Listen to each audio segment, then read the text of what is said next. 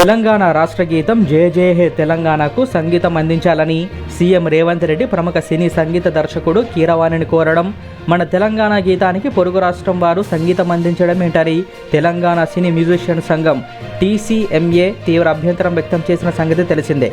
ఈ మేరకు TCMA Telangana CM Revanth రెడ్డికి లేఖ రాసింది. అయితే ఈ అభ్యంతరాలను బేఖతారు చేస్తూ సీఎం రేవంత్ రెడ్డి ఇవాళ రాయదుర్గంలోని కీరవాణి స్టూడియోకి వెళ్లారు. తెలంగాణ రాష్ట్ర గేయం రికార్డింగ్ పూర్తయిన నేపథ్యంలో మరోసారి మార్పులు చేర్పులపై కీరవాణితో సీఎం రేవంత్ రెడ్డి సమాలోచనలు చేశారు.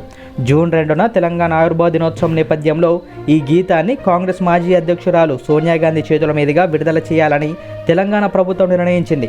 అందుకే వీలైనంత త్వరగా పాటకు ఫైనల్ మిక్సింగ్ చేయాలని కీరవాణి భావిస్తున్నారు. ఈ పాటను ప్రముఖ ప్రజాకవి అందశ్రీ 2003లోనే రాసిన సంగతి తెలిసిందే.